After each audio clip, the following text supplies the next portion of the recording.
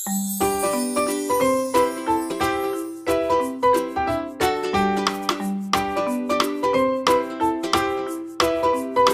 wabarakatuh. Selamat pagi Bapak Ibu. Hari ini saya akan melakukan percobaan yang berkaitan dengan percobaan kimia. Perkenalkan, nama saya Sandra Pertiwi Putri. Saya salah satu peserta bimbingan teknis kepala laboratorium yang dilaksanakan oleh Universitas Pendidikan Indonesia untuk angkatan ke-38.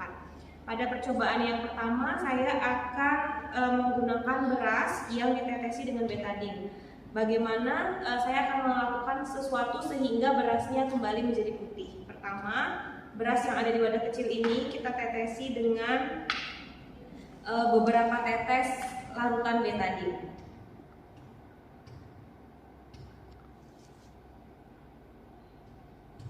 Ya, secukupnya untuk membuat warna berasnya menjadi berubah sewarna dengan warna betadin.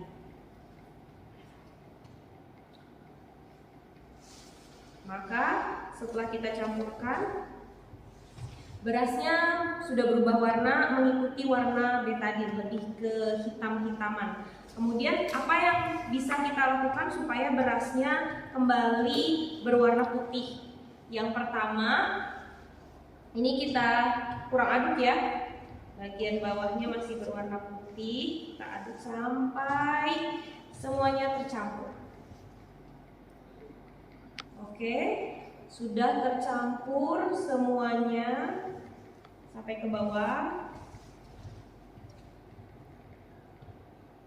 Ya, sudah tercampur dan berwarna kehitaman. Selanjutnya kita tambahkan dengan vitamin C. Kalau tidak ada vitamin C bubuk, kita bisa gunakan vitamin yang ditumbuk. Kemudian sudah menjadi bubuk, sedikit saja kita campurkan vitamin C-nya ini ke dalam beras. Kemudian kita campurkan air ke dalamnya.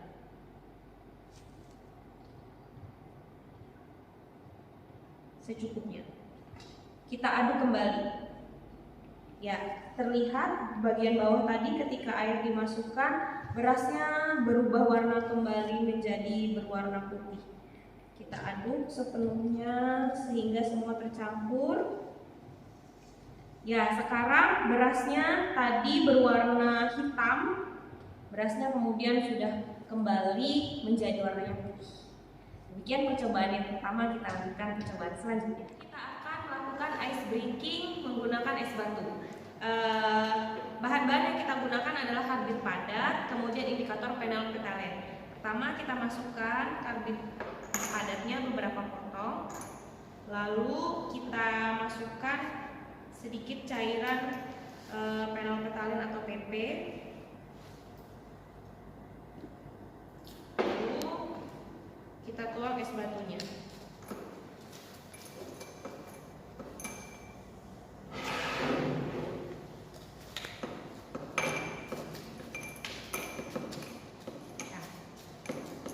Gak apa-apa ya, jatuh dia.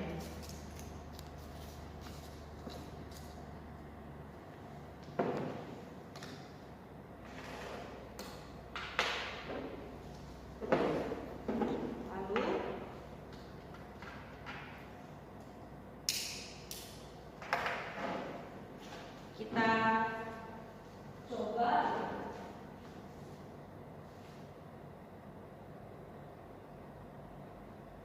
berikan api, maka dia akan menyala lagi ya. Nah, dan akan ada letupan-letupan. Nah, demikianlah ice breaking ini dengan menggunakan es batu. Percobaan selanjutnya kita akan mencoba membuat gas oksigen dan gas karbon dioksida dari cuka, soda kue, cairan hidrogen peroksida, dan bubuk PK. Yang pertama yang akan kita lakukan adalah kita memasukkan bubuk soda kue ke dalam lampu RBR.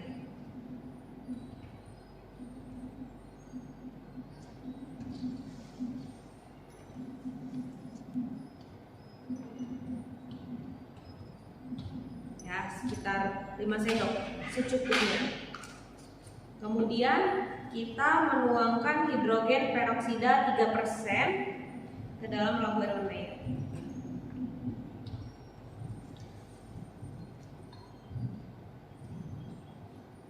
Sedikit saja.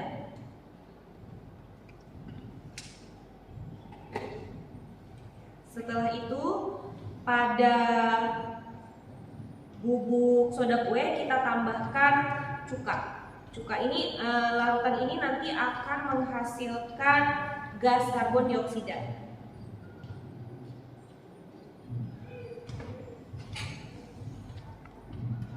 Kita tutup. Di dalamnya sudah terbentuk gas karbon dioksida. Selanjutnya pada hidrogen peroksida kita akan tambahkan bubuk PK sedikit saja.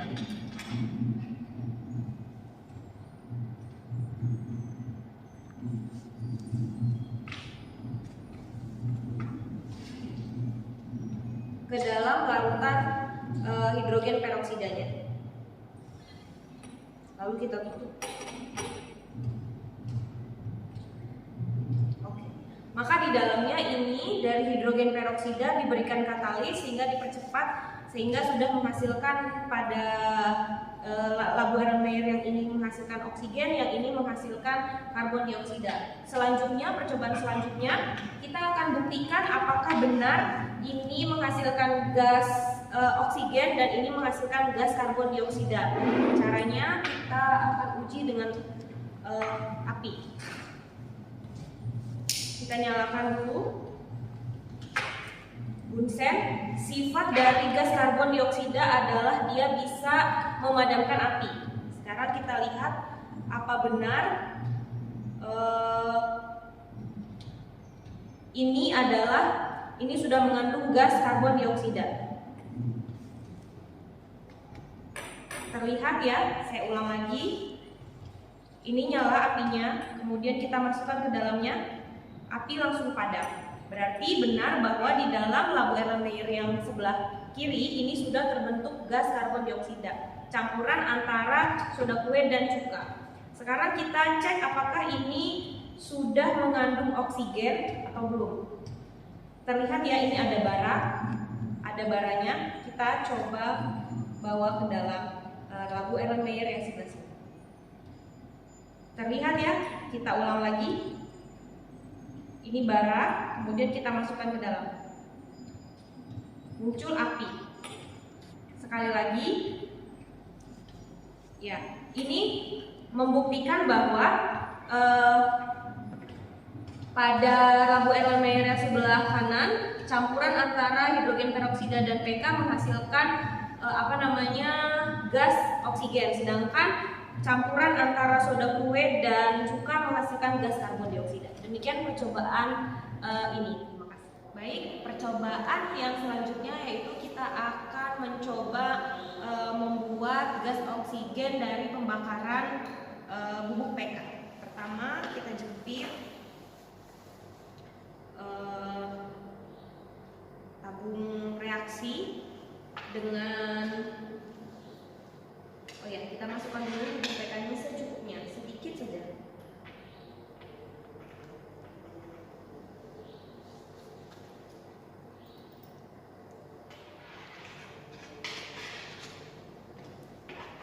Lalu kita nyalakan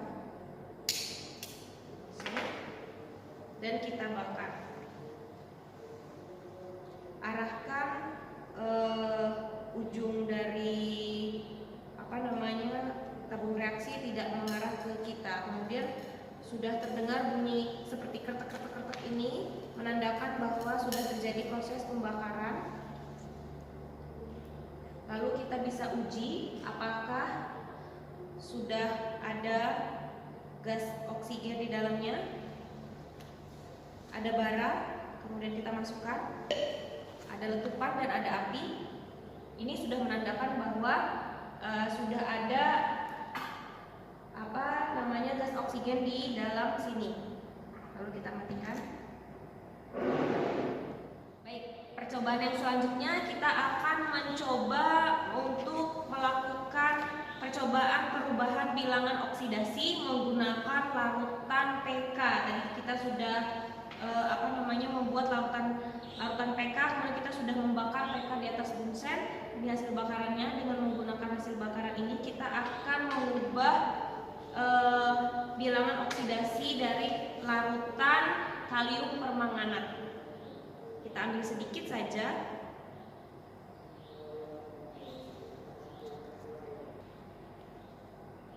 Lalu kita ambil sedikit saja hasil pembakaran yang tadi. Kita masukkan ke dalam, ini adalah larutan kapur.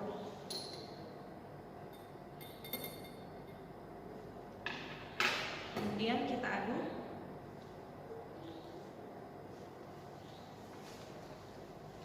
Terjadi perubahan warna, sepertinya kurang banyak, saya akan tambahkan lagi.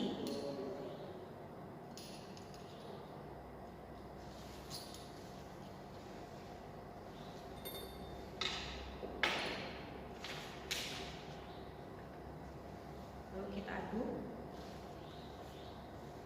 Ya, terlihat terjadi perubahan warna. Sekarang warnanya sudah berubah menjadi hijau. Kemudian kita akan membagi dua larutan ini ke dalam labu Erlenmeyer yang dalam kondisi kosong. Kita bagi dua.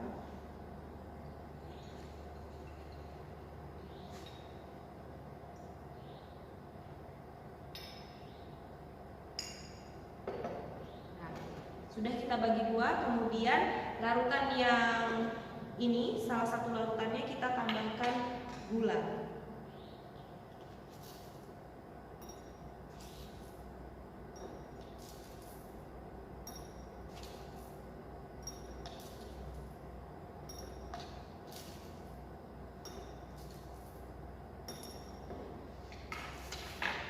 Setelah ditambahkan gula, lalu kita aduk lagi.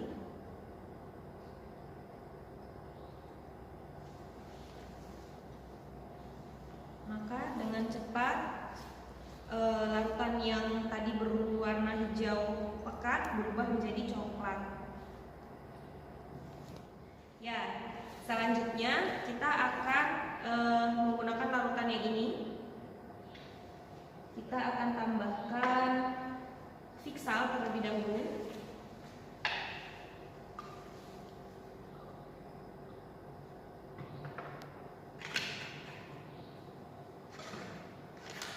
Ditambah dengan vanis.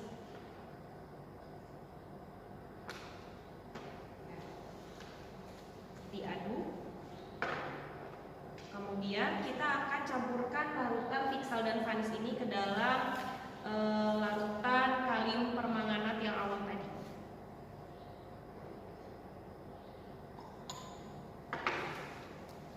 Kita aduk.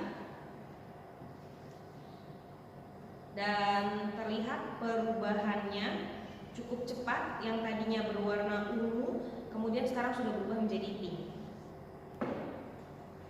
Perubahan warna yang terjadi pada 4 labu Erlenmeyer ini menunjukkan terjadinya perubahan bilangan oksidasi dari larutan kalium permanganat yang bernilai +7, kemudian berubah warna, dan ini menunjukkan dia berubah menjadi +6. Kemudian di warna kuning kita juga bisa mengetahui bahwa ini sudah terjadi perubahan menjadi +4, dan yang terakhir warna bening itu menjadi +2. Demikian percobaan perubahan bilangan oksidasi pada larutan kalium permanganat. Saya ucapkan terima kasih.